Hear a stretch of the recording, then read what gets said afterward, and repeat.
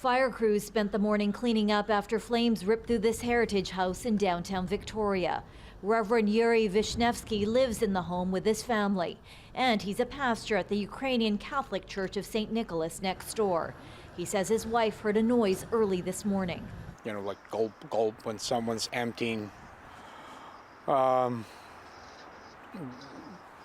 bottle of, liquid, and then by the smell she could tell that it was gasoline, and someone was pouring the gasoline right through the mail slot inside the house.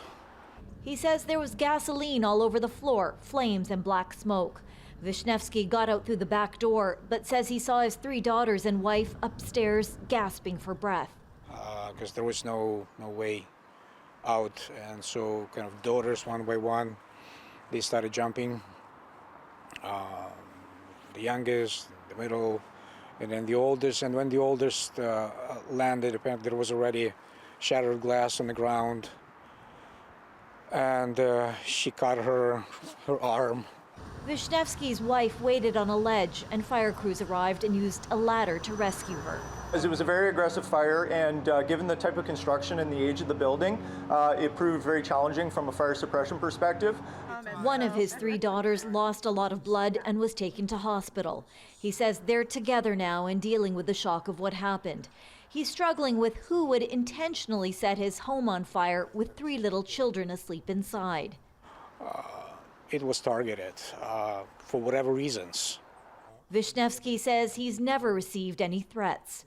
But no, not before the war started in Ukraine, or after. It's total shock. The family's cat also survived, but had to be resuscitated by emergency crews.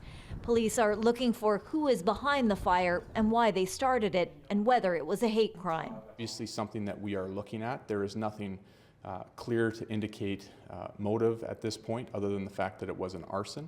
Investigators say there are questions due to the tensions in Ukraine and the home's location next to the church, but so far it's a mystery. Here we have some information, but we need more. And we know that there are people out and about in our community, even in the early hours of the morning. Between 12 and 1:30 this morning, that is the area that we're targeting for additional information.